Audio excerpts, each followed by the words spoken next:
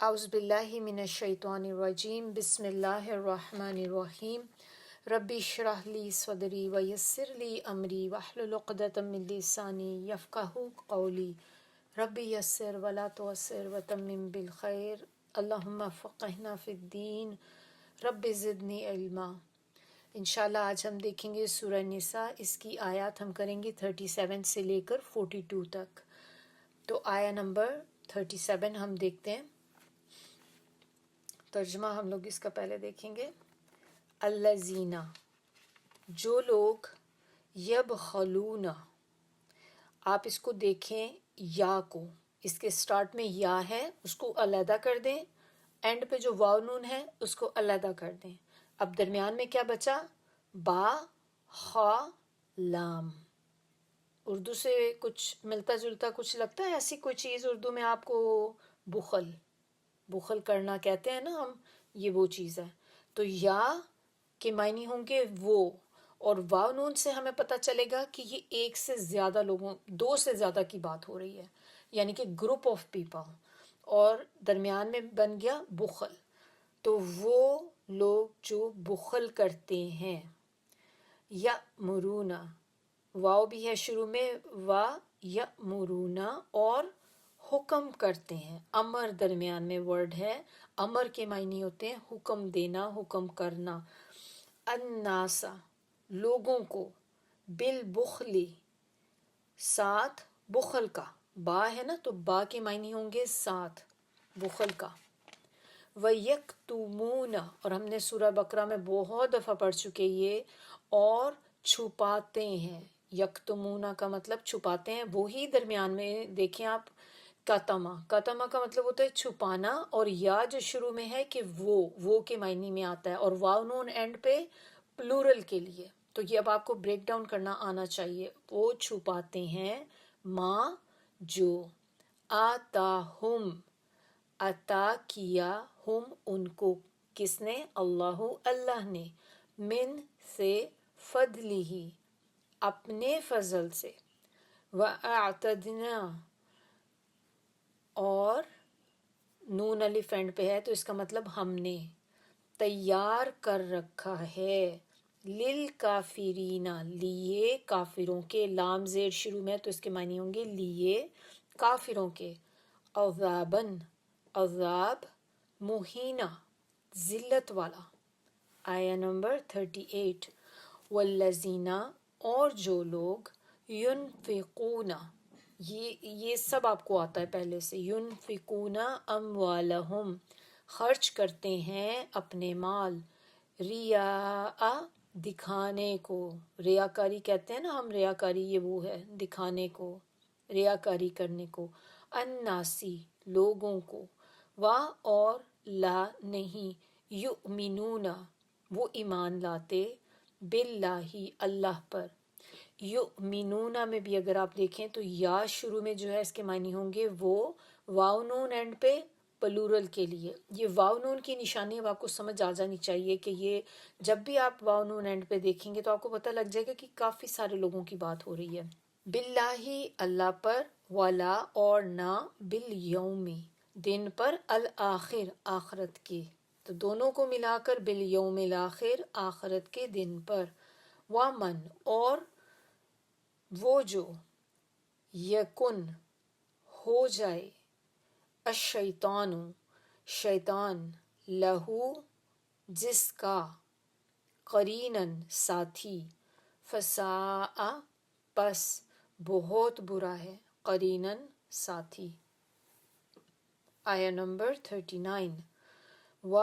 اور ماذا، کیا ہوتا، علیہم، ان پر، لو، اگر، آمنو، وہ ایمان لاتے، واو الف اینڈ پہ آتا ہے تو یہ بھی پلورل کے لیے آتا ہے، واو نون اور واو الف دونوں جو ہیں پلورل کے لیے آتے ہیں، باللہ، اللہ پر، والیوم الآخر، اور آخرت کے دن پر، وَأَنفَقُوا، اور خرچ کرتے، وہ خرچ کرتے، واو الف اینڈ پہ، مما، یعنی کہ من اور ما ان دو سے مل کے بنا ہے، اس میں سے جو، رزقہم، رزق دیا ہم ان کو اللہ نے، وکانا اور ہے اللہ اللہ بہم ساتھ ان کے، علیمن خوب واقف، خوب جاننے والا۔ آیا نمبر 40، ان اللہ بے شک اللہ، لا نہیں، یظلم ظلم کرتا، مثقالا برابر، ذراتن ایک ذرے کے، وَإِنْ اور اگر، تکو ہو، حسنتن نیکی، یضاعفھا یضاعف بڑھا دینے کو کہتے ہیں، اور اینڈ پہ ہا ہے تو اس کو، یضاعفھا بڑھا دیتا ہے اس کو، ویؤتی اور بخش دیتا ہے، من سے، لدنہ اپنے پاس۔ یؤتی کا مطلب دینا بھی ہوتا ہے، دینا بھی، یا بخش دیتا ہے یا دے دیتا ہے، یہ زیادہ بہتر یہاں پہ ہوگا کہ وہ دے دیتا ہے، من سے، لدنہ اپنے پاس، اجرن اجر، عظیمہ بہت بڑا۔ آیا نمبر 41، فَكَيْفَ پس کیا حال ہوگا، اذا جب، جئنا لائیں گے، نون الف اینڈ پہ ہے ہم، من سے، کلی ہر، امتن امت، بشہیدن ایک گواہ، وا اور، جئنا لائیں گے ہم، بکا آپ کو، یعنی کہ آپ کو کس کو، آپ صلی اللہ علیہ وآلہ وسلم کی بات ہو رہی ہے، علی اوپر، ہؤلائی ان لوگوں کے، شہیدہ گواہ۔ آیا نمبر 42، یومئذ اس دن، یودو وہ چاہیں گے یا آرزو کریں گے، الذین وہ لوگ جو، کفروا کافر ہوئے، وعصوا اور نافرمانی کی، الرسول رسول کی، لو کاش، تسوی برابر کر دی جائے، بہم ان پر، الارض زمین، و اور، لا نہیں، یکتمون وہ چھپا سکیں گے، اللہ اللہ سے، حدیثاً کوئی بات۔ چلیے اب ہم دیکھتے ہیں، سب سے پہلے آیا نمبر 37، اس میں اللہ تعالیٰ ہمیں بتا رہے ہیں کہ وہ لوگ جو بخل کرتے ہیں اور دوسروں کو بھی بخل کرنے کا کہتے ہیں، اور اللہ نے جو اپنا فضل انہیں دے رکھا ہے اسے چھپا لیتے ہیں، ہم نے ان کافروں کے لیے ذلت والا عذاب تیار کر رکھا ہے۔ اب اس کو سمجھنے کے لیے تھوڑا سا ہم آپ کو جانا پڑے گا اپنے پچھلے لیسن کی طرف، تو جو ہم نے آیت دیکھی تھی 36 آیت، لاسٹ لیسن میں ہماری جو تھی، اس کے اندر اللہ تعالیٰ نے ایک ورڈ یوز کیا تھا، مختالن فخورا، شاید آپ لوگوں کو ابھی بھی یاد ہوگا، اور اس کا مطلب کیا تھا، مختالن تکبر کرنے والا، فخورا شیخی خورا۔ تو اس میں اللہ تعالیٰ نے یہ ہمیں بتایا تھا اس بندے کے بارے میں۔ تو اب یہ جو دو آیات اگلی ہیں 37 اور 38، یہ دو آیات اب اسی آدمی کے بارے میں ہیں، آدمی کہہ لیں یا گروپ آف پیپل کہہ لیں، یعنی کہ ہر وہ بندہ جو اس کیٹیگری میں آتا ہے، اس کیٹیگری کے اندر آ جائے گا، مختالن فخورا کے اندر، کہ یہ ان میں سے کافر بھی ہو سکتے ہیں، یہ منافق بھی ہو سکتے ہیں، اور اس میں مسلمان بھی ہو سکتے ہیں۔ ہر وہ بندہ جس کے اندر یہ والی کوالٹیز آ جائیں گی کہ وہ متکبر بھی ہوگا اور شیخی خورا بھی ہوگا، تو اب وہ الرٹ ہو جائے کہ آگے کی آیات کیا کہہ رہی ہیں۔ تو اس میں ان کے بارے میں اس بندوں کا اب بتایا جا رہا ہے کہ ان کی پہلی کوالٹی جو ہوتی ہے وہ یہ ہوتی ہے، ان کی صفات بیسیکلی بتائی جا رہی ہیں یہاں پہ۔ تو آیا نمبر 37 میں کیا ان کی صفت بتائی جا رہی کہ یہ لوگ جو ہیں جو تکبر کرتے ہیں اور شیخی خورے ہوتے ہیں، یہ لوگ ہیں جو بخل کرتے ہیں، اور نہ صرف یہ کہ وہ خود بخل کرتے ہیں بلکہ وہ دوسروں کو بھی اس کا حکم دیتے ہیں کہ آپ بھی کرو یہی۔ تو خود کرنا ایک گناہ ہو گیا، پھر دوسروں کو اس سے روکنا دوسرا گناہ، روکنا یا کرنے کی ترغیب کرنا، ان کو ترغیب دینا، ان کو انکریج کرنا، تو یہ کہ آپ نے اپنا گناہ تو لیا ہی ہے اپنے سر، لیکن جتنے لوگوں کو آپ کیا کہہ کے کہیں گے تو وہ آپ کے سر پہ گناہ، سارے لوگوں کا گناہ آپ کے سر پہ، تو یہ ڈبل گناہ ہو گیا کہ خود بھی کر رہے ہیں اور دوسروں کو بھی کہہ رہے ہیں کہ میں تو گناہ کر ہی نہ ہوں، تم بھی کرو۔ بخل کیا ہوتا ہے؟ سٹنجینس جس کو کہتے ہیں نا، کہ کنجوس ہونا، ہاں کنجوس کہتے ہیں اس کو ورڈ، بخل کرنا، کنجوسی کرنا۔ تو جو بندہ کنجوس ہوتا ہے وہ کیا کرتا ہے؟ وہ چیزیں اپنا مال خرچ نہیں کرتا، ہر وقت اپنا مال جو ہوتا ہے نا گنتا رہتا ہے، وہ اسی میں ہی پڑا رہتا ہے کہ بس میرا مال جو ہے نا کسی طرح کم نہ ہو جائے۔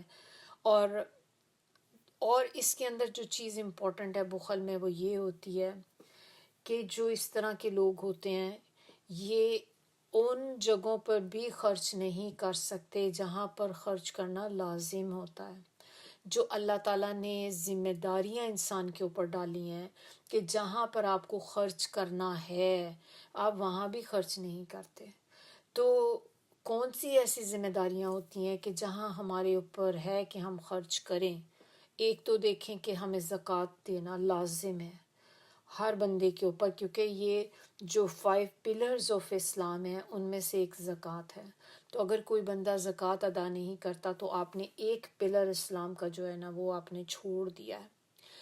تو زکوٰۃ دینا بہت امپورٹنٹ ہے، تو وہ زکوٰۃ بھی نہیں پھر دیتے کیونکہ مال خرچ کرنے کا سوچ بھی نہیں سکتے۔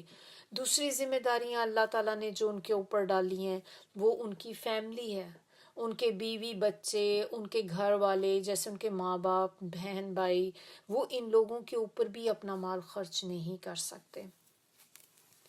تو اس چیز کو بہت برا کہا گیا ہے کہ یہ ایک بہت بری صفت ہے، یہ بہت بری عادت ہے، اور یہ زیادہ تر جو ہوتی ہے یہ مال کے ساتھ ایسوسیٹڈ ہوتی ہے، یہ کیونکہ یہ جو بخیل بندہ جو ہوتا ہے، جو بخل کرتا ہے وہ مینلی مال کے ساتھ کرتا ہے، اور چیزیں بھی اس میں آ جاتی ہیں لیکن مینلی مال کے ساتھ ہوتی ہے یہ۔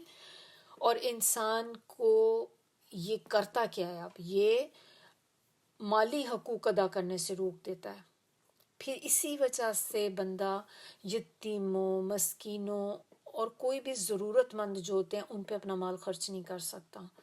کوئی بھی ہو جائے، چاہے وہ اپنے گھر کے ہی لوگ کیوں نہ ہو، وہ اپنے بیوی بچوں کے اوپر بھی مال خرچ کرنے سے گریز کرتا ہے، بس اتنا بیسک ضروریات کا بس ان کو دے گا اور اس سے زیادہ بالکل کوئی چیز ان پہ خرچ نہیں کر سکتا، جس کی وجہ سے کیا ہوتا ہے کہ ہر بندہ تکلیف میں پڑ جاتا ہے، کیونکہ آپ کے گھر میں آپ کا ہسبینڈ ہے کما کے لانے والا، اب وہ اپنا مال آپ پہ خرچ ہی نہ کرے، اب بچے چھوٹے ہیں، بیوی جاب نہیں کرتی، تو وہ کہاں جائیں گی اپنی ضروریات کو پوری کرنے کے لیے؟ اور ایک ایک پائی کے لیے وہ آپ کے محتاج ہوتے ہیں، اور اس کے لیے ان کو آپ کو پوری ریزنز دینی پڑتی ہیں کہ ہمیں بہت ضرورت ہے، ہمیں یہ چاہیے، پھر لڑائی ہو، یہ ہو، تو دیکھیں آپ نے کتنے لوگوں کو تکلیف میں ڈال دیا اس وجہ سے۔ تو ان چیزوں کی یہ ساری چیزیں جو ہیں یہ اس کوالٹی کی وجہ سے آتی ہیں، اور اسی وجہ سے پھر انسان مہمان نوازی بھی نہیں کر سکتا۔ آپ کے گھر کوئی مہمان آئے تو آپ اس کے آگے کچھ نہیں رکھیں گے کہ نہیں کیا ضرورت ہے، پانی دے دو، چائے بنانے کی کیا ضرورت ہے کہ اس میں بھی ہمارا خرچہ ہوگا۔ اب اس کے اندر دیکھتے ہیں کچھ چیزیں ایسی بھی آ جاتی جو میں نے آپ سے کہا تھا کہ مال کے علاوہ بھی کچھ چیزیں اس میں آ جاتی ہیں بخل کے اندر۔ اب کچھ چیزیں ایسی ہیں جو آپ کے قولی ہوتی ہیں، کہنے سے، آپ کے زبان سے تعلق رکھتی ہیں، جیسے کہ سلام نہ کرنا، لوگوں کو دیکھ کر آپ منہ موڑ لینا یا چھپ جانا، سلام نہ کرنا کسی کو کہ میں کیوں کروں، یہ کرے مجھے، میں کیوں کروں آگے ہو کے، تو اپنے آپ کو اونچا سمجھنا دوسروں سے، یہ بھی بخل کے اندر آ جاتا ہے کہ کسی کو آگے بڑھ کے گریٹنگز نہ دینا۔ اور اسی طرح آپ صلی اللہ علیہ وآلہ وسلم کے اوپر درود نہ بھیجنا، یہ بھی اس بخل کے اندر آ جاتی ہے۔ کیسے پتہ چلتا ہے ہمیں؟ کہ آپ صلی اللہ علیہ وآلہ وسلم نے فرمایا سب سے بڑا بخیل وہ ہے کہ جس کے سامنے میرا ذکر کیا جائے اور وہ مجھ پہ درود نہ بھیجے۔ تو اس سے ہمیں پتہ چلتا ہے کہ اگر آپ کے سامنے جب بھی کبھی کوئی نبی صلی اللہ علیہ وسلم کا نام بھی لے اور آپ اگر آگے سے نہیں کہتے صلی اللہ علیہ وآلہ وسلم تو یہ بھی بخل کے اندر آ جاتا ہے۔ پھر اسی طرح ان کی کوالٹی ایک یہ بھی ہوتی ہے کہ یہ اللہ کی راہ میں خرچ نہیں کر سکتے۔ جہاں پر اللہ کی راہ میں دینے کی آئے گی پھر تو وہ بالکل بھی نہیں خرچ کر سکتے نا۔ اب کچھ لوگ تو وہ ہیں جو کہیں بھی خرچ نہیں کر سکتے، جو میں نے آپ کو سٹارٹ میں بالکل بتایا اس آیت کا کہ بخل میں کیا چیزیں آ جاتی ہیں۔ تو بخیل بندہ جو ہوتا ہے وہ اپنی ذمہ داریاں پوری نہیں کرتا، جو ان پہ ذمہ داریاں اللہ نے ڈالی، اپنے حقوق پورے نہیں کرتا۔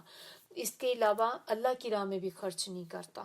پھر اس کے اندر علم کا چھپانا بھی آ جاتا ہے کہ وہ آپ کو جو اللہ تعالیٰ نے جو کوالٹیز دی ہیں، آپ کے اندر جو سکلز ہیں، جو نالج اللہ نے آپ کو دیا ہے، اس کو چھپانا، وہ اس کا بھی مطلب آپ بخل کیا ہے کہ کسی بھی چیز کو بس ہولڈ کر کے رکھنا، اس کو نہ نکلنے نہیں دینا، اپنے ہاتھ میں رکھنا ہے بس آپ نے۔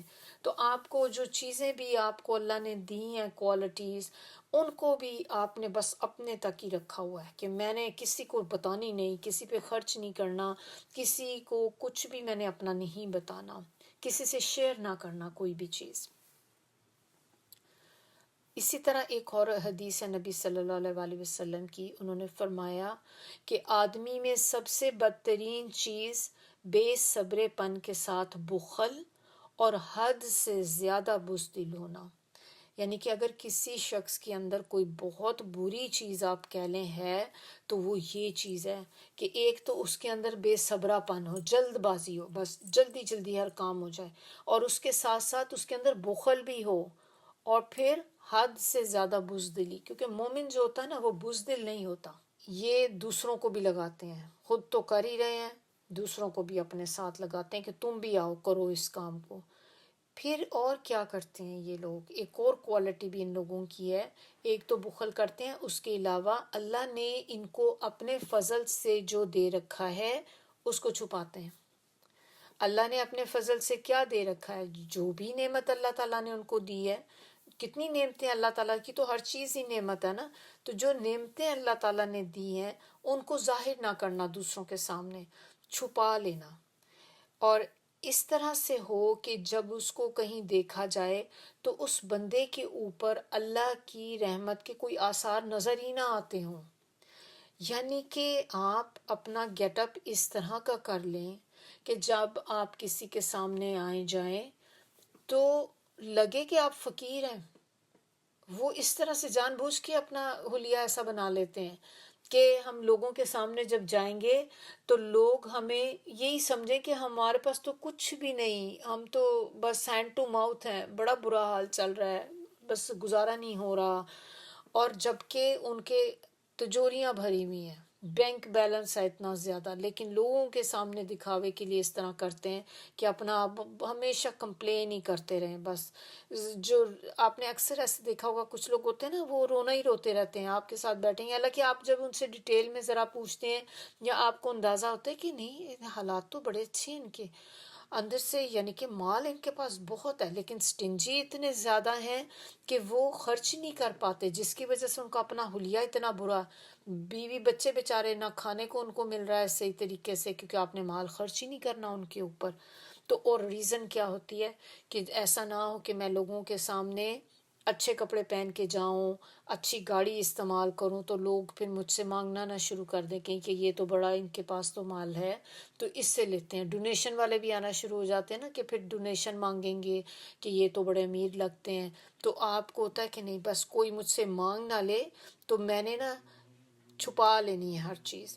پھر اسی میں وہ آپ کا علم کا چھپانا بھی، پھر آپ کو جیسے کوئی اچھی چیزیں پتہ ہیں، آپ کو کمپیوٹر کا اللہ نے اچھی سمجھ دی ہے اور کسی اور کو نہیں وہ علم، تو آپ ان کو نہ سکھائیں ایسی چیز۔ آپ کو پتہ بھی ہے کہ یہ کام آپ کر سکتے ہیں بآسانی، سکھانے پہ ہیں آپ آسانی سے سکھا سکتے ہیں کسی کو، لیکن میں کیوں سکھاؤں، یہ خود سیکھے، میں نے بھی تو سیکھا ہے نا خود سے، تو نہیں سکھانا، شو ہی نہیں کرنا کہ مجھے پتہ بھی ہے یہ چیز۔ آپ کے سامنے لوگ بار بار پوچھ رہے ہیں کسی کو یہ پتہ ہے کہ یہ کیسے کرتے ہیں، آپ چپ کر کے بیٹھے رہیں، پتہ بھی ہے آپ کو لیکن آپ کو کہ نہیں میں نے بول دیا نا تو مجھے کرنا پڑ جائے گا۔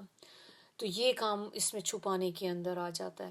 کوئی کھانا بہت اچھا بناتی ہیں، کوئی آپ کی ریسیپی ایسی ہے کہ کھانا بڑا اچھا بنتا ہے. اب کئی لوگ آپ سے پوچھ لیتے ہیں کیسے بنایا، اپنی ریسیپی چھپا لینا، نہیں بتانا، میں کیوں بتاؤں، پھر یہ بھی بنا لے گی. تو یہ ساری چیزیں اس کے اندر آ جاتی ہیں. نبی صلی اللہ علیہ وسلم نے فرمایا کہ جو لوگوں کا شکریہ ادا نہیں کرتا وہ اللہ تعالیٰ کا بھی شکریہ ادا نہیں کرتا. اپنی نعمتوں کا تذکرہ کرنا چاہیے. جب آپ اپنی نعمتوں کا تذکرہ کرتے ہیں تو یہ بھی ان نعمتوں کا شکر ادا کرنا ہے. اب اس میں آپ کو بیلنس کرنا ہوتا ہے. یہ نہیں ہے کہ اب آپ کی نعمتیں، اب آپ جا کے ایسے لوگوں کے سامنے بیٹھ کے اپنی نعمتوں کی ایک ایک چیز گنوانی شروع کر دیں. بھئی میرے تو بچے فلاں یونیورسٹی میں جا رہے ہیں، ٹاپ کی یونیورسٹی میں جا رہے ہیں، میرے تو اتنا بزنس یہاں سے وہاں تک پھیلا ہوا ہے. اب یہ شو آف ہو گئی. اور آپ ایسے لوگوں کے سامنے بیٹھ کے خاص طور پہ بات کرتے ہیں کہ جو آپ کو پتہ ہے آپ سے نیچے ہیں، کیونکہ آپ نے ان کے اوپر اپنا روب ڈالنا ہوتا ہے، آپ نے ان کو امپریس کرنا ہوتا ہے، کیونکہ آپ اپنے سے اوپر والے کو امپریس تو نہیں کر سکتے نا جو آپ سے زیادہ ہے. تو آپ کا بس تو انہی پہ چلے گا جو آپ سے نیچے ہیں. تو آپ ان کے ساتھ اس طرح شو کرتے ہیں کہ پھر آپ اپنی ایک ایک چیز کا اظہار کریں گے تاکہ وہ بیچارے اپنے اندر اور زیادہ ڈاؤن فیل کریں کہ اب ان کو ہو کہ ہائی ان کے پاس کتنا ہے. یہ چیز غلط ہے. آپ نے اللہ کی نعمتوں کا شکر ادا جو کرنا ہے، تذکرہ کرنا ہے، وہ اس طرح سے کہ اگر اللہ نے آپ کو مال دیا ہے تو آپ کے کپڑوں سے کچھ تو اظہار ہونا چاہیے نا اس چیز کا کہ آپ کھاتے پیتے ہیں. اب یہ بھی نہیں کہ اتنے ہی آپ ہو جائے کہ کپڑے ہی آپ کے تھاؤزنڈس کے حساب سے تو کپڑے ہیں، 20,000 کا ایک جوڑا آپ پہنا ہے اور آپ لوگوں کے سامنے عام اٹھتے پھرتے جب جا رہی ہیں، آپ اتنے مہنگے کپڑے آپ نے پہنے ہوئے ہیں. مطلب ایک ان ماڈریشن، ان دا مڈل، کوئی بھی چیز نہ زیادتی کی طرف جائیں نہ کمی کی طرف جائیں. درمیانہ پن جو ہوتا ہے نا وہ بیسٹ ہوتا ہے سب سے.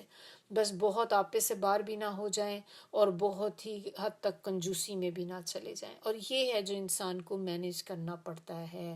اور یہ ہوتا ہے کہ جس میں اسلام ہمیں یہ سکھاتا ہے کہ ہر چیز جو ہے وہ ماڈریٹ ہونی چاہیے، ایکسٹریم پہ نہ ہو کوئی بھی چیز.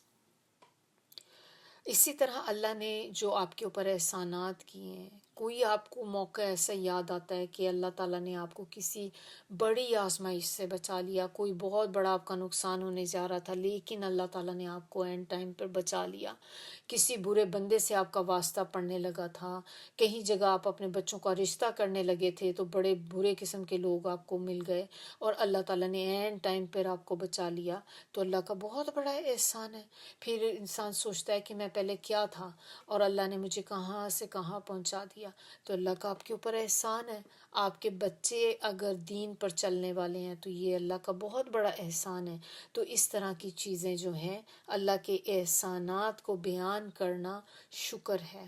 یہی شکر کی فارم ہے کہ جب آپ کسی کے ساتھ بیٹھیں تو آپ کو ہوتا ہے نا کہ آپ کہتے ہیں کہ نہیں بس اللہ کا بہت کرم ہے، شکر الحمدللہ اس نے کسی کا محتاج نہیں کیا، شکر الحمدللہ کہ ہم چلتے پھرتے ہیں. یہ ہے اللہ کی نعمتوں کا شکر ادا کرنا کہ جو اس نے نعمتیں دی ہیں آپ ان کو بیان کرنا کہ یہ سب کچھ اللہ ہی کی طرف سے ہے جو کچھ میرے پاس ہے.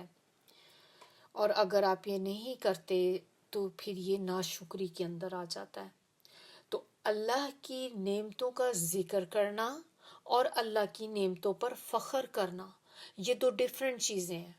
تو ان میں آپ کو یہ پتہ ہونا چاہیے کہ کب آپ اللہ کی نعمتوں کا ذکر کر رہے ہوتے ہیں اور کب آپ اللہ کی نعمتوں کے بارے میں فخر محسوس کر رہے ہوتے ہیں. تو یہ ڈیفرنس ہمیں پتہ ہونا چاہیے. اس کے بارے میں ابن قیم فرماتے ہیں کہ اللہ کی نعمتوں کے تذکرے اور ان پر فخر میں فرق ہے. اور وہ فرق کیا ہے کہ جو نعمتوں کا تذکرہ کرنے والا بندہ ہوتا ہے وہ اصل میں نعمتیں عطا کرنے والے کی بڑائی بیان کرتا ہے. وہ یہ کہتا ہے کہ یہ نعمتیں جس نے مجھے دی ہیں وہ اس کی بڑائی بیان کرتا ہے. اور وہ کون ہے جو نعمتیں دیتا ہے؟ اللہ کی ذات. اللہ تعالیٰ ہمیں نعمتیں دیتے ہیں. تو ایسا بندہ جو نعمتوں کا ذکر کرتا ہے وہ ہر چیز میں اللہ کو لے آتا ہے کہ یہ میرے اللہ کا احسان ہے. میرے رب کا احسان ہے، میرے رب کا فضل ہے، بس اس نے دیا ہے۔ گھر اچھا مل گیا، یہ میرے اللہ نے دلایا ہے۔ اچھی جگہ جاب مل گئی، میرے اللہ نے دلائی ہے۔ میں تو اس قابل نہیں تھا، میرے اللہ نے مجھے دلائی ہے یہ جاب۔ تو وہ بندہ اللہ کی بڑائی بیان کر رہا ہوتا ہے اور ان ساری نعمتوں کو اللہ کی فضیلت اور اللہ کا کرم سمجھتا ہے کہ یہ میرے اللہ نے مجھے عطا کیے ہیں، ان میں میرا کوئی عمل دخل نہیں ہے، میری کوئی ایفرٹس نہیں ہے اس میں کہ میں کہوں کہ میری وجہ سے ہوا ہے، یہ میرے اللہ نے مجھے دیا ہے۔ اور اس کے کمپیریزن میں وہ بندہ جو نعمتوں پر فخر کرتا ہے وہ اپنی بڑائی بیان کرتا ہے۔ اب یہ ڈیفرنس آپ کو پتا ہونا چاہیے کہ پہلا بندہ جو تھا وہ اللہ کی بڑائی بیان کر رہا تھا، فخر کرنے والا اپنی بڑائی بیان کرتا ہے۔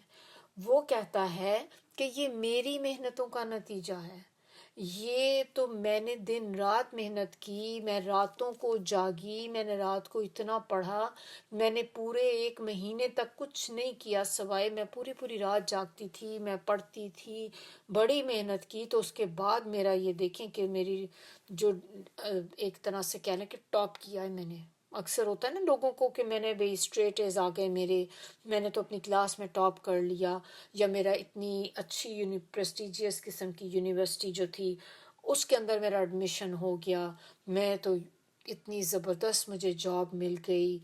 یہ ساری چیزیں جو آپ کو ہوتی ہیں تو اس میں آپ اس کے پیچھے آپ اپنے آپ کو کریڈٹ دے رہے ہوتے ہیں کہ یہ میری محنت کا نتیجہ ہے اور میں نے ایفرٹس کیے تھے، میری اسٹرگل تھی جس کی وجہ سے آج میں اس پوائنٹ پہ ہوں، میں یہاں پر پہنچی ہوں اپنی محنتوں کی وجہ سے۔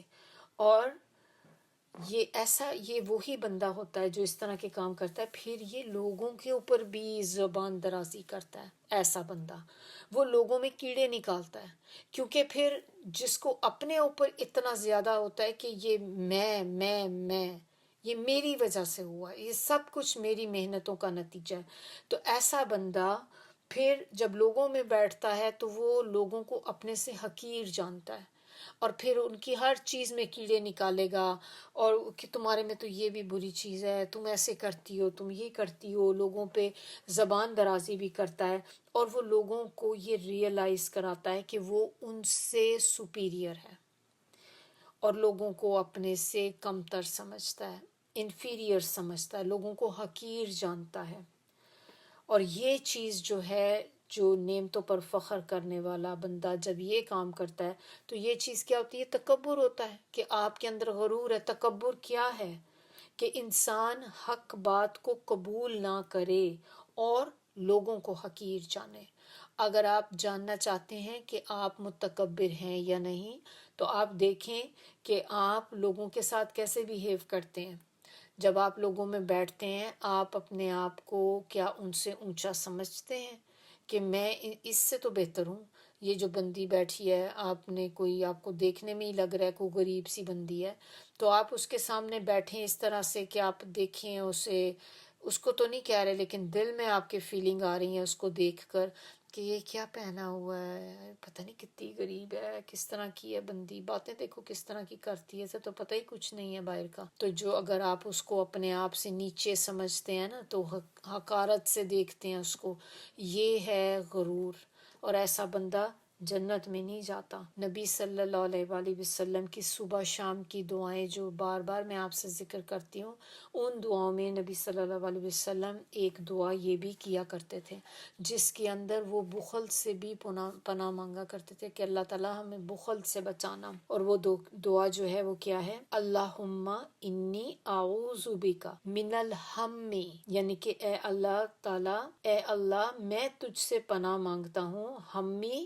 فکر کی، والحزنی اور غم کی، والعجزی عاجزی کی، والکسلی اور سستی کی، والبخلی اور بخل کی، والجبنی بزدلی کی، والدلع دینی، دلع کہتے ہیں بوجھ کو، دین قرض کو۔ آیت دین یاد ہے نا، ہم نے پڑھی تھی سورہ بقرہ میں، تو یہ وہ ہے، والدلع دینی، قرض کے بوجھ سے، وغلبۃ الرجال، غلبہ جیسے اردو میں ہوتا ہے، غلبہ وہی چیز ہے، اور رجال لوگوں کے۔ تو یہ اس میں یہ دعا جو ہے نا، اگر کسی کے اوپر قرض بھی ہے کسی کے سر پہ تو یہ اس کے لیے بھی بہترین دعا ہے، اور یا اگر کچھ لوگ ایسے بھی ہوتے ہیں کہ جو ان کی فیملی والے جو ہوتے ہیں نا وہ بہت زیادہ انٹرفیئر کرتے ہیں آپ کے اوپر، آپ کی فیملی کے اوپر. ایسی ہوتا ہے نا کچھ فیملیز کے اندر ہوتی ہے کہ انٹرفیئرنس بہت زیادہ ہوتی ہے آپ کے دوسرے لوگوں کی. تو اب بھی آپ یہ دعا پڑھنا شروع کر دیں تو اللہ تعالیٰ مجھے لوگوں کے غلبے سے بچا. یا سم ٹائم اسکول میں بچے ہوتے ہیں، پیئر پریشر ہوتا ہے بہت زیادہ، تو اس کے لیے بھی یہ دعا بہترین دعا ہے. پھر ہمیں کتنی ہوتی ہے کہ سستی ہو جاتی ہے، بعض اوقات ہم کئی نیکیوں سے اس لیے پیچھے رہ جاتے ہیں اپنی سستی کی وجہ سے کہ ہم اس وقت اچھا کر لیں گے نا، چلو کل کر لوں گی، پرسوں کر لوں گی، کوئی بات نہیں، دینا ہے ڈونیشن دینی ہے ٹھیک ہے دوں گی، میں نے ارادہ کر لیا. لیکن آپ نے یہ نہیں کہ فوری کر لیں، آپ 1 دن ڈیلے کر لیں، 2 دن ڈیلے کر لیں، پھر اینڈ پہ کیا ہوتا ہے وہ موقع آپ کے ہاتھ سے نکل جاتا ہے. تو بعض اوقات سستی کی وجہ سے آپ کسی بہت بڑی خیر سے پیچھے رہ جاتے ہیں. تو یہاں پر پھر آپ نے کیا مانگا ہے؟ سستی سے بھی مانگا ہے، پھر عاجز ہونے سے کہ میں عاجز ہو جاؤں کسی کے آگے.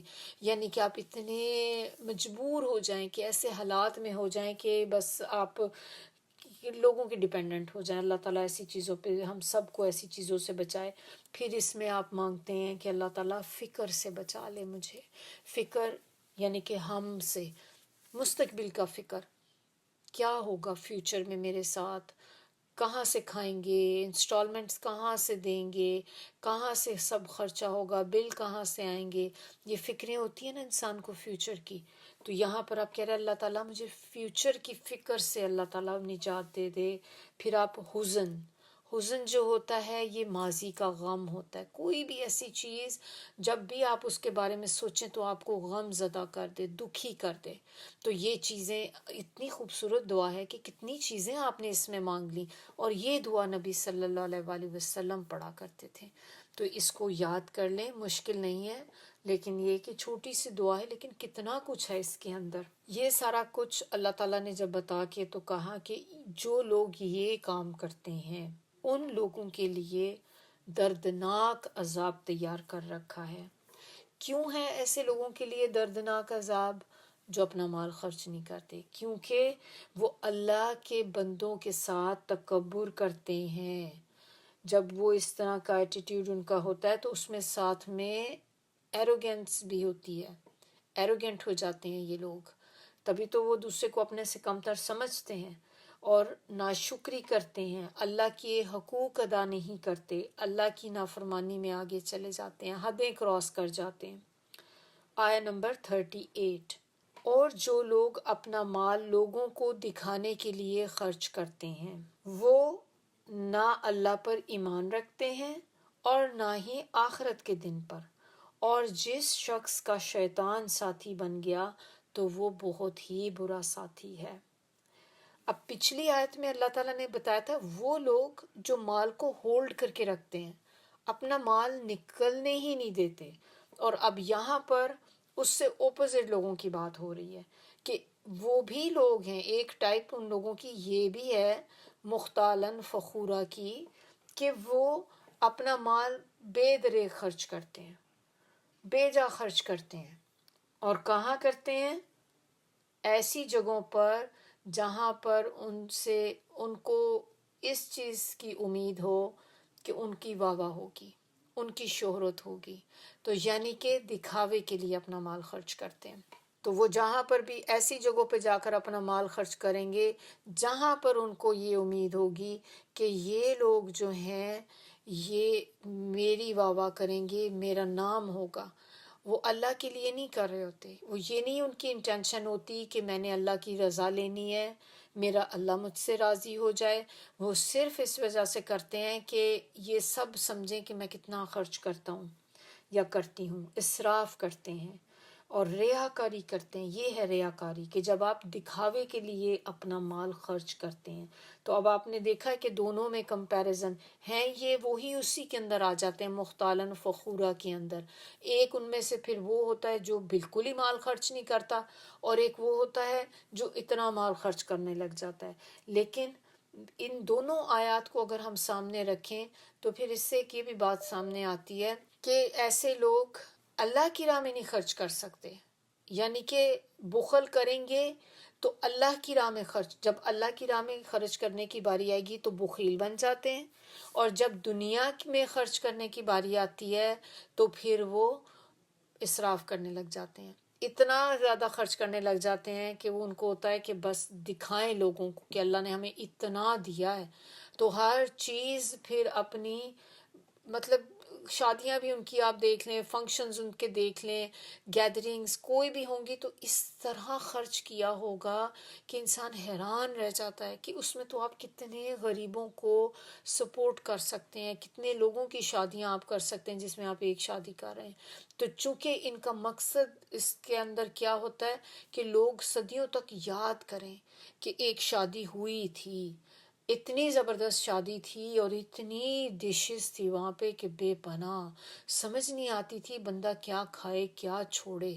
تو کیونکہ لوگ ہمیں یاد رکھیں، جب آپ کی انٹینشن یہ ہو گئی تو چاہے آپ نے ملین بھی اس میں خرچ کر دیا تو آپ سوچیں کہ سب کا سب آپ کا ضائع چلا گیا۔ اور دوسری بات اس کے اندر جو بہت زیادہ ایک خطرناک بات یہ بھی ہے کہ ریاکاری جو ہے یہ ہم نے دیکھا تھا کیا ہے، شرک اصغر ہے، یہ شرک کی ایک ٹائپ ہے، اور چھوٹا شرک اس کو کہتے ہیں، لیکن یہ شرک ہے، دکھاوا کرنا۔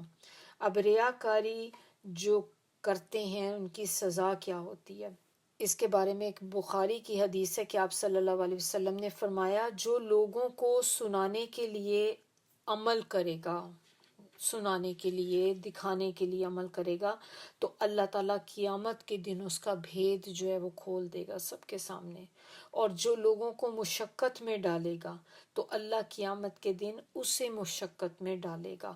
لوگوں کو مشقت میں ڈالنا کیا ہوتا ہے کہ جیسے اپنا مال خرچ نہ کرنا یتیموں پر، مسکینوں پر، اور فیملی میں کئی لوگ آپ کے ایسے ہوتے ہیں ضرورت مند ہوتے ہیں، ایون اپنے آپ کے اون بچے آپ کے جو ہیں، بیوی بچوں پہ بھی جب خرچ نہیں کرتے تو آپ کیا کرتے ہیں کہ آپ ان بیچاروں کو مصیبت میں ڈال دیتے ہیں، مشقت میں ڈال دیتے ہیں، تکلیف میں ڈال دیتے ہیں انہیں بھی، کہ تکلیف ہی ہے نا یہ کہ وہ بیچارے بیسک ضروریات بھی ان کی پوری نہیں ہو رہی، ہر وقت وہ ان کے پاس کبھی وہ ادھر سے مانگتے پھر رہے ہیں، کبھی ادھر سے مانگ رہے ہیں، کیونکہ ان کا باپ ان پہ خرچ نہیں کرتا، اور ضرورت تو ہے انہیں، تو کہاں سے پوری کریں گے؟ تو آپ نے ان کو تکلیف میں ڈال دیا۔ تو جو کسی کے لیے تکلیف پیدا کرے گا، دنیا میں تکلیف کا باعث بنے گا، تو اللہ تعالیٰ اس کے لیے قیامت کے دن تکلیف کرے گا، اس کو مشقت میں ڈال دے گا اللہ تعالیٰ۔ اور اسی طرح یہ بھی ایک ہوتا ہے کہ جب آپ کسی کے لیے آسانی کرتے ہیں نا دنیا میں، تو قیامت کے دن اللہ تعالیٰ آپ کے لیے آسانی کرتے ہیں۔ تو جو کام آپ دنیا میں کریں گے نا ویسا ہی آپ آگے جا کے پائیں گے اس کو۔ اب یہ دونوں ہی کام جو ہے نا یہ گناہ کے ہیں، بہت زیادہ خرچ کرنا اور بالکل نہ خرچ کرنا، یہ دونوں ہی چیزیں کیونکہ ایکسٹریم پہ چلی جاتی ہیں نا تو یہ دونوں ہی گناہ کے اندر آ جاتے ہیں، اور جو لوگ یہ کام کرتے ہیں تو وہ پھر شیطان کے ساتھ ہی ہوتے ہیں۔ ایسا ہی ہے کہ وہ شیطان ہے جس نے ان کو اپنا دوست بنایا، وہ شیطان کے بڈیز ہوتے ہیں، اور شیطان جو ہوتا ہے وہ تو پھر ہمیں پتہ ہے کہ کیا انسان کو برائی کی طرف اکساتا ہے۔ شیطان کبھی بھی آپ سے نیکی کا کام تو نہیں کرانے لگا، ہمیشہ اس کو یہی ہوگی کہ اس جو کام کر رہا ہے اس سے بھی اس کو ہٹا دوں میں۔ اور یہ وہ لوگ کرتے ہیں جو اللہ پر اور آخرت پر یقین نہیں رکھتے، اور جو لوگ ایسا کریں گے وہ شیطان کے ساتھی ہوتے ہیں، اور شیطان جس کا ساتھی ہو جائے وہ بہت ہی بدترین ساتھی ہے، کیونکہ اس سے بڑھ کے کیا ہوگا کہ جو اپنے ساتھ جہنم میں لے جائے دوسرے کو، آپ اسے اچھا ساتھی تو نہیں کہیں گے نا۔ اچھا ساتھی تو آپ کا وہ ہوتا ہے جو آپ کو اللہ کی یاد دلائے، جو آپ کو اللہ سے قریب کر دے، وہ آپ کا بہترین دوست ہوتا ہے۔ قرین یہاں پر جو ورڈ آیا نا، قرین کیا ہوتا ہے؟ قرین ایسا ساتھی، ایسا بندہ جو ہر وقت آپ کے ساتھ لگا رہے۔ تو اسی طرح وہ شیطان جو جب بھی کوئی بچہ پیدا ہوتا ہے تو ہر بچے کے ساتھ ایک شیطان لگ جاتا ہے، وہ اس کو قرین کہتے ہیں کہ وہ قرین ہے اس کا، اور وہ مرتے دم تک اس کے ساتھ رہتا ہے شیطان۔ اب آیا نمبر 39 آیت کے اندر اللہ تعالیٰ کہہ رہے ہیں اور ان کا کیا نقصان ہوتا اگر وہ اللہ اور آخرت کے دن پر ایمان لے آتے اور جو رزق اللہ نے انہیں دیا اس میں سے خرچ کرتے، اور اللہ انہیں خوب جاننے والا ہے۔ یعنی کہ اللہ تعالیٰ کہہ رہے ہیں کہ کیا تھا اس میں کہ اگر وہ اللہ پر ایمان لے آتے، آخرت کے دن پر ایمان لے آتے، کیونکہ ان کا ایمان ان دونوں چیزوں پر نہیں تھا تبھی تو وہ اس طرح کے کام کرتے تھے. اگر وہ کر لیتے ایسے کام تو کیا اس میں کوئی محنت تو ان کی کچھ بھی نہیں لگنی تھی، نہ ہی کوئی ایفرٹس ان کو کرنے پڑتے. تو اگر وہ لے آتے تو کیا ہو جاتا؟ اور جو رزق اللہ نے انہیں دیا اس میں سے خرچ کرتے. اللہ خوب جاننے والا ہے، اللہ کو سب پتہ ہے کہ آپ کیا کر رہے ہیں، آپ کے دل میں کیا ہے، ہر چیز کی خبر ہے اللہ تعالیٰ کو. آیا نمبر 40، بے شک اللہ تعالیٰ ایک ذرے کے برابر بھی ظلم نہیں کرتا، اور اگر نیکی ہو تو اسے دگنا کر دیتا ہے، اور خاص اپنے پاس سے بہت بڑا ثواب بھی دیتا ہے یا بہت بڑا اجر دیتا ہے. نیکی کا دگنا کرنا کیا ہوتا ہے؟ نیکی کو 10 گنا کر دینا. جیسے ہم کہتے ہیں نا کہ جب آپ ایک نیکی کرتے ہیں تو آپ کو 10 گنا اس کا ریوارڈ ملتا ہے. ایک قرآن کی ایک لفظ آپ پڑھتے ہیں، ایک حرف آپ پڑھتے ہیں، اس کے اوپر بھی 10 نیکیاں ملتی ہیں. تو اسی طرح جب آپ کوئی نیکی کرتے ہیں تو ایک نیکی کا اجر آپ کو 10 نیکیاں ملتی ہیں. اور جب کہ انسان ایک گناہ کرتا ہے تو اس کا گناہ صرف ایک ہی لکھا جاتا ہے. تو یہ اللہ کی بہت بڑی رحمت ہے کہ اللہ تعالیٰ نے نیکیوں کو جو بڑھا دیتے ہیں، کہ آپ کی نیکیوں کو 10 گنا کر دیتے ہیں. یہ منیمم ہے، 10 گنا جو ہے دیٹس اے منیمم، کہ اتنا اللہ تو دیتے ہی ہیں، اور یہ اس سے بہت زیادہ بھی ہو سکتا ہے. وہ ڈیپینڈ کرتا ہے آپ کی نیت کے اوپر کہ آپ نے کتنی اچھی، کتنی سنسیئر آپ کی انٹینشن تھی. اگر آپ نے خالص اللہ کے لیے کیا تھا اور آپ نے کسی کو دکھاوا کی وجہ سے نہیں کیا تو پھر آپ کا اس کا اجر 10 سے بھی بہت زیادہ ہو جاتا ہے. ہو سکتا ہے 700 گنا یا اس سے بھی زیادہ ہو جائے. تو وہ جتنا آپ چھپا کر دیں گے، جتنا آپ اللہ کے لیے خالصتاً دیں گے، اتنا ہی اس کا اجر جو ہے وہ آپ کو زیادہ ملے گا. اور پھر یہی نہیں ہے، اللہ تعالیٰ کہتے ہیں کہ اللہ اپنے پاس سے بہت بڑا اجر بھی دیتا ہے. یہ تو دیتا ہی ہے، لیکن اس کے علاوہ اللہ اپنے پاس سے اور بھی اجر دیتا ہے. اور وہ اور اجر کیا ہوگا آن ٹاپ آف دس؟ وہ جیسے کہ آپ کو جتنا آپ کا بنتا ہے، اس کا اجر جتنا بنتا ہے، اللہ تعالیٰ آپ کو اس سے زیادہ عطا کرے، کہ جتنا آپ ڈیزرو کرتے تھے اللہ اس سے زیادہ آپ کو دے دے. اور دوسری چیز اس میں کیا آ جاتی ہے کہ اللہ تعالیٰ آپ کو مزید نیکیوں کی توفیق عطا کر دیں، کہ آپ نے ایک نیکی کی خالصتاً اللہ کے لیے، اللہ کا ہو کے اللہ کے ساتھ خالص انٹینشن کے ساتھ ایک نیکی کی، تو اللہ تعالیٰ نے آپ کے لیے مزید نیکیوں کے راستے کھول دیے. پھر ایک نیکی کے بعد آپ دوسری نیکی کرتے ہیں، دوسرے کے بعد تیسری نیکی کرتے ہیں، ایک چین شروع ہو جاتی، چین ریاکشن اس کا، کہ بس ایک کے بعد دوسری، دوسرے کے بعد تیسری، اور نیکیوں میں آپ آگے آگے بڑھنا شروع ہو جاتے ہیں. یہ ہے کہ جو اللہ تعالیٰ اپنی طرف سے بہت بڑا اجر عطا کرتے ہیں. اور پھر اللہ تعالیٰ کسی پہ ظلم نہیں کرتا، چاہے وہ ذرے کے برابر ہی کیوں نہ. اتنا سا بھی ظلم اللہ تعالیٰ نہیں کرتے. جس نے ذرہ بھر نیکی کی ہوگی وہ اسے دیکھ لے گا، اور جس نے ذرہ بھر برائی کی ہوگی وہ بھی اسے دیکھ لے گا. یہ اللہ تعالیٰ سورہ الزلزلال جو ہے نا، اس کے اندر اللہ تعالیٰ یہ کہتے ہیں کہ جس نے ذرے بھر بھی نیکی کی ہوگی نا، وہ بھی اس دن آ جائے گی سامنے. ذرے کے برابر بھی نیکی ضائع نہیں ہوگی، کہ اللہ تعالیٰ اتنی سی بھی چھوٹی سی نیکی جو آپ کی نظر میں کچھ بھی ویلیو نہیں رکھتی تھی، آپ کو لگتا تھا یہ تو بہت ہی معمولی ہے، اللہ تعالیٰ وہ بھی سامنے لے آئیں گے کہ یہ دیکھو تم نے یہ بھی ایک کام کیا تھا. اور وہ اتنی مائنوٹ قسم کی ہوگی، اتنی چھوٹی سی نیکی ہوگی کہ آپ اس کو اگر کہیں ڈالیں ذرے کے برابر، ذرے کا آپ نے دیکھے کبھی وزن بھی نہیں ہوتا، آپ وزن کرنے کی کوشش کریں اسکیل پہ رکھ کے، ذرے کا کیا وزن، کچھ بھی نہیں. لیکن اللہ تعالیٰ قیامت کے دن اس کا اجر بھی دیں گے. اور اسی طرح جو گناہ کسی نے کیا ہوگا چاہے ذرے کے برابر ہی کیوں نہ ہو، وہ بھی اس دن سامنے لایا جائے گا. آیا نمبر 41، پھر کیا حال ہوگا جب ہم ہر امت میں سے ایک گواہ لائیں گے، اور اے محمد صلی اللہ علیہ وآلہ وسلم ہم آپ کو ان سب پر گواہ بنا کر لائیں گے. یہاں پر قیامت کی ہولناکیوں کا ذکر ہو رہا ہے. قیامت کی جو وحشتیں ہوں گی، ہولناکی ہوگی، کتنا سخت دن ہوگا وہ بات یہاں پر بتائی جا رہی ہے کہ اس دن تمام پیغمبر جو ہوں گے وہ گواہ ہوں گے. کس کے اوپر؟ اپنی امتوں پر. جیسے کہ حضرت ابراہیم علیہ السلام، حضرت نوح علیہ السلام اور سارے پیغمبر، حضرت موسیٰ علیہ السلام، عیسیٰ علیہ السلام، سارے پیغمبر جو ہیں وہ اپنی اپنی امت کے اوپر گواہ ہوں گے. اور وہ کس چیز کی گواہی دیں گے؟ کہ اے اللہ ہم نے اپنا پیغام ان تک پہنچا دیا تھا لیکن انہوں نے سرکشی کی. اور یہ شہادت جو ہوگی یہ انبیاء دیں گے، اس دن مرسلین دیں گے. اور جن کے خلاف یہ فیصلہ ہوگا وہ خود اس دن اس چیز کا اقرار کریں گے کہ یہ بڑے عدل کے ساتھ فیصلہ کیا گیا ہے. جو بھی یہ فیصلہ اللہ تعالیٰ نے کیا ہے، جو یہ بڑے عدل والا فیصلہ، یعنی کہ ان کے ساتھ زیادتی ایک طرح سے، وہ مطلب آپ کہہ لیں کہ ان کے ساتھ برا ہو رہا ہوگا لیکن ان کو یہ پتہ ہوگا کہ یہ زیادتی نہیں ہے جو ہمارے ساتھ ہو رہی ہے، کہ ہم نے جو اعمال کیے تھے یہ انہی کا بدلہ ہمیں ملا ہے. یہاں پر نبی صلی اللہ علیہ وآلہ وسلم کو ان سب کے اوپر گواہ بنا دیا جائے گا. تو پہلے جو پیغمبر تھے وہ تو اپنی اپنی امتوں پہ ہوں گے، اور نبی صلی اللہ علیہ وآلہ وسلم ان سب کے اوپر گواہ ہوں گے.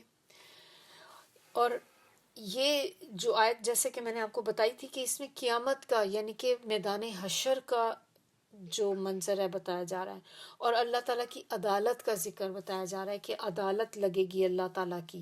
تو ہر امت میں سے ایک گواہ لایا جائے گا جو اس امت کا نبی ہوگا، اور وہ یہ گواہی دے گا کہ یا اللہ میں نے تیرا پیغام، تیرے احکام تیری امت کو پہنچا دیے تھے، اور فلاں فلاں لوگوں نے تو انہیں تسلیم کیا تھا مگر فلاں فلاں نے نافرمانی کی اور کفر کیا.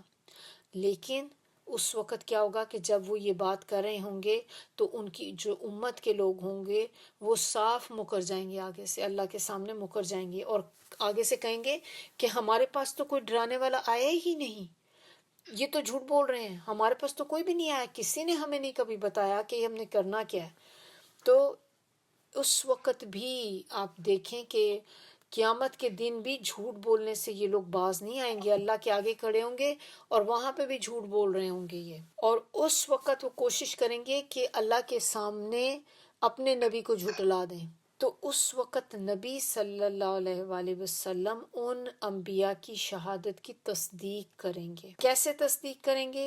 نبی صلی اللہ علیہ وآلہ وسلم جو ہیں وہ کس طرح تصدیق کر سکتے ہیں کہ نبی صلی اللہ علیہ وسلم تو نہیں دیکھ رہے تھے نا وہاں پہ کہ حضرت نوح علیہ السلام نے اپنی قوم سے کیا کہا، پیغام ان تک پہنچا دیا کہ نہیں پہنچا دیا، حضرت موسیٰ علیہ السلام نے پیغام پہنچایا کہ نہیں پہنچایا، حضرت عیسیٰ علیہ السلام نے، حضرت ابراہیم علیہ السلام نے، حضرت لوط علیہ السلام نے، انہوں نے کیا پیغام پہنچایا اپنے لوگوں تک کہ نہیں. تو نبی صلی اللہ علیہ وسلم کیسے گواہ بنیں گے اس چیز کے جس کے بارے میں وہ جانتے ہی نہیں. تو نبی صلی اللہ علیہ وآلہ وسلم کو اللہ تعالیٰ نے وحی دی، اور وہ وحی جو تھی وہ قرآن کی صورت میں تھی. وہ قرآن جو تھا وحی کے ذریعے نازل ہوا ہے نا. تو قرآن کے اندر اللہ تعالیٰ نے جو سارے واقعات، بیانات ان پیغمبروں کے بارے میں جو بتائے ہیں، ان کی بیسس کے اوپر نبی صلی اللہ علیہ وآلہ وسلم اس چیز کی گواہی دیں گے کہ ہاں انہوں نے میسج پہنچا دیا، میسج کنوے کر دیا جو اللہ نے ان کو دیا تھا. اور اس کی وجہ سے نبی صلی اللہ علیہ وسلم اس چیز کی تصدیق کریں گے. اور نبی صلی اللہ علیہ وآلہ وسلم فرمائیں گے کہ میں تو وحی کی روح سے دنیا میں بھی سابقہ انبیاء کی تصدیق کرتا رہا کہ یہی قرآن ہے جس کی وجہ سے میں پہلے پیغمبروں کی تصدیق دنیا میں کیا کرتا تھا، تو پھر آج کیوں نہیں کروں گا؟ قیامت کے دن آج بھی کروں گا. کہ سب کے اوپر نبی صلی اللہ علیہ وسلم جو ہیں وہ گواہی دیں گے. تو جب اگر آپ سے کوئی پوچھے گا، کبھی کوئی پوچھ لے آپ سے کہ کون ہے جو ان کی پیغمبروں نے یہ پہنچا دیا تھا میسج، تو کون اس کی گواہی دے گا؟ تو نبی صلی اللہ علیہ وسلم جو ہیں وہ دیں گے اس کی گواہی اس دن. حضرت عبداللہ بن مسعود رضی اللہ فرماتے ہیں کہ میں ایک دفعہ رسول اللہ صلی اللہ علیہ وآلہ وسلم نے مجھے فرمایا، یعنی کہ دوبارہ سے میں آپ کو بتاتی ہوں، عبداللہ بن مسعود رضی اللہ فرماتے ہیں کہ ایک دفعہ رسول اللہ صلی اللہ علیہ وسلم نے مجھے فرمایا کہ مجھے کچھ قرآن سناؤ. تو میں نے عرض کیا کہ بھلا میں آپ کو کیا سناؤں؟ آپ صلی اللہ علیہ وسلم ہی پر تو قرآن اترا ہے، یعنی کہ آپ کے تو اوپر قرآن اترا ہے، بلکہ ہم آپ سے سنیں گے تو میں آپ کو کیا سناؤں؟ تو آپ صلی اللہ علیہ وسلم نے فرمایا کہ یہ تمہاری بات بالکل درست ہے، مگر مجھے دوسروں سے سننا اچھا لگتا ہے۔ تو ابن مسعود ضلع کہتے ہیں کہ پھر میں نے سورہ نساء پڑھنی شروع کر دی، اور جب میں اس آیت پر پہنچا، یہ والی آیت جو ہم ابھی پڑھ رہے ہیں 41، کہ جب یہ میں نے آیت پڑھی تو آپ صلی اللہ علیہ وسلم نے فرمایا کہ بس کر دو۔ تو میں نے دیکھا تو اس وقت آپ صلی اللہ علیہ وسلم کی آنکھوں سے آنسو بہہ رہے تھے۔ یہ بخاری کی روایت ہے۔ تو اس آیت سے آپ صلی اللہ علیہ وسلم کی تمام انبیاء پر فضیلت ثابت ہوتی ہے، کیونکہ سابقہ تمام انبیاء جو تھے ان پر شہادت دینے کا شرف جو ہے وہ صرف اور صرف نبی صلی اللہ علیہ وسلم کو ہی حاصل ہوگا۔ آیا نمبر 42 کے اندر اللہ تعالیٰ کہہ رہے ہیں کہ اس دن جن لوگوں نے کفر کیا اور رسول کی نافرمانی کی ہوگی، وہ یہ آرزو کریں گے کہ کاش زمین پھٹ جائے اور وہ اس میں سما جائیں، اور وہ اللہ سے کوئی بات نہ چھپا سکیں گے۔ کبھی آپ نے دیکھا ہے کہ زندگی میں، لائف کے اندر آپ کی بھی کبھی کبھی ایسا موقع آ جاتا ہے کہ آپ یا آپ نے کسی سے سنا ہو، ایدر کیس، مطلب ہو سکتا ہے آپ کے ساتھ نہ بھی ہوا ہو، لیکن آپ نے کبھی کسی کو کہتے سنا ہو۔ کافی کامن ہے کہ ہم انسان کبھی بات کرتے ہیں نا تو کوئی موقع ایسا آ جاتا ہے کہ انسان کہتا ہے کہ میرا بس نہیں چل رہا تھا، میری اتنی مجھے اس وقت شرمندگی محسوس ہوئی کہ میرا دل چاہتا تھا کہ یہ زمین پھٹ جائے اور میں اس کے اندر چلا جاؤں، یعنی کہ چھپ جاؤں زمین کے اندر، زمین پھٹے اور میں اس کے اندر چلا جاؤں۔ کبھی آپ کو شرمندگی سے یا کبھی ذلت سے، تو اس طرح کے کبھی ایسے حالات ہوتے ہیں نا کہ انسان اس طرح کی فیلنگ اس کی ہو جاتی ہے کہ وہ کسی کو فیس نہیں کر سکتا، اتنی اس کے اندر ہوتی ہے، ندامت ہوتی ہے، وہ کہتا ہے کہ میں کس طرح لوگوں کو فیس کروں گا، اس سے بہتر تو تھا کہ میں زمین پھٹے میں اندر چلا جاؤں۔ اب یہ ایک مطلب یہ ایسا نہیں ہے کہ ایکچول میں زمین پھٹے تو زلزلہ آئے آپ اندر چلے جائیں، یہ تو مطلب نہیں ہوتا نا، یعنی کہ وہ مثال ہے کہ کہنے کی کہ اس طرح سے میں اس وقت فیل کر رہا ہوں کہ بس میں غائب ہو جاؤں یہاں سے، کہ بس کوئی مجھے کسی کو فیس نہ کرنا پڑے۔ تو آپ سوچیں کہ قیامت کے دن اگر کوئی اس طرح سے ہوگا تو کیا حال ہوگا اس کا، کیا حالت ہوگی کہ جو قیامت کے دن ایسا کہے۔ اور کون کہیں گے یہ لوگ؟ جنہوں نے کفر کیا اور جنہوں نے نبی صلی اللہ علیہ وسلم کی نافرمانی کی ہوگی، وہ لوگ ہیں جو قیامت کے دن یہ بات کریں گے، یہ آرزو کریں گے جب یہ سارا کچھ دیکھیں گے نا اپنے سامنے کہ کہاں وہ جانے والے ہیں، اور اللہ کے سامنے جب ان کا عدالت میں جائیں گے تو اب آپ کو پتہ چل جاتا ہے کہ ہمارا اینڈ ریزلٹ کیا ہونے والا ہے۔ تو اس وقت وہ سوچیں گے کہ کاش اس وقت زمین پھٹ جائے اور اس میں سما جائیں، اور وہ قیامت کے دن اللہ تعالیٰ سے کوئی بھی بات چھپا نہ سکیں گے۔ دنیا میں بھی ظاہر اللہ سے تو کچھ بھی نہیں چھپا ہوا، لیکن وہاں پہ بھی کوئی بات اللہ سے چھپا نہیں سکیں گے۔ اللہ تعالیٰ ہم سب کو محفوظ رکھے۔ یہ ساری چیزوں سے جو ہم نے آج پڑھی، اللہ تعالیٰ ہمیں بخل کرنے سے محفوظ رکھے، اللہ تعالیٰ ہمیں ریاکاری کرنے سے محفوظ رکھے، ہر اس چیز سے جس سے نبی صلی اللہ علیہ وسلم بچے ہیں اللہ تعالیٰ ہمیں بھی محفوظ رکھے، اور ہر اس چیز سے جس سے اللہ تعالیٰ نے بچنے کا حکم دیا ہے اللہ تعالیٰ ہمیں اس سے بچائے۔ آمین ثم آمین۔ سبحانک اللہم و بحمدک نشہد ان لا الہ الا انت نستغفرک و نتوب الیک۔ سبحان ربک رب العزت عما یصفون وسلام علی المرسلین والحمد للہ رب العالمین۔ ربنا تقبل منا انک انت السمیع العلیم وتب علینا انک انت التواب الرحیم۔ السلام علیکم ورحمۃ اللہ وبرکاتہ۔